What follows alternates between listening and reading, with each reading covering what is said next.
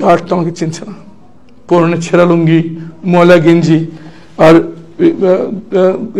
গামছা যেটা চোখ বেরিয়েছিল সেটা গলায় ঝুলছে, সে আমাকে চিনতে পারছে না।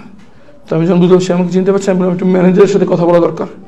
সে বললো যে এখন বাজে 6টা, ম্যানেজার আসবে 9টায় সময় আসুন, যান। দমন আমাকে সরাই দিল।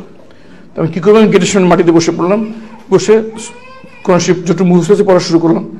তখন তো দেশে অস্থির পরিস্থিতি চলতেছে। গার্ড বললো যে এখানে গেটের কাছে বসা যাবে না, দূরে যেয়ে বসেন।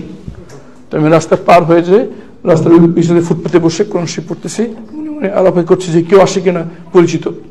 দেখলাম আস্তে আস্তে প্রথমে ক্লিনাররা আসলো, তারপর নার্সরা আসলো, কিছু পর দেখলাম ছুট্টাই পরে একজন ম্যানেজার লেভেল লোক আসতেছে, দৌড়ে তার কাছে গেলাম। দূরে এসে দেখে সে ভয় পেয়ে গেল আমাকে দেখে, উল্টা সে পিছিয়ে ঘটে গেল আমাকে দেখে। তখন বুঝলাম সে আমাকে চিনতে পারছে না। এমন সময় দেখলাম তার হাতে একটা স্মার্টফোন আছে, সেখানে নোটিফিকেশন বাজতেছে, টিং টিং করে নোটিফিকেশন আসতেছে। ভাই আমি একটু মোবাইল ফোন ইউজ করতে পারি? সে আরো সন্দেহ করলো আমাকে, চেনে না জানে না, ছেঁড়া লুঙ্গি এসে বলতেছে মোবাইল ফোন দেন। তখন আমি বুঝলাম যে তাকে আমাকে বুঝতে দিতে হবে। তো আমি কিন্তু আমার নাম বলতে ভয় পাচ্ছিলাম। তখন আমি আশঙ্কা ছিল যে কেউ যদি আমাকে চেনে ফেলে দেয় আবার আমাকে হয়তো বন্দি করবে। আমি তখন তার হাত ধরে ইংলিশে বললাম যে ভাই আই নিড হেল্প, একটু সাহায্য দরকার। ইংলিশ শুনে হয়তো বা কথাবার্তা সে বুঝতে পারলো যে হয়তো আমি সাধারণ লোক না।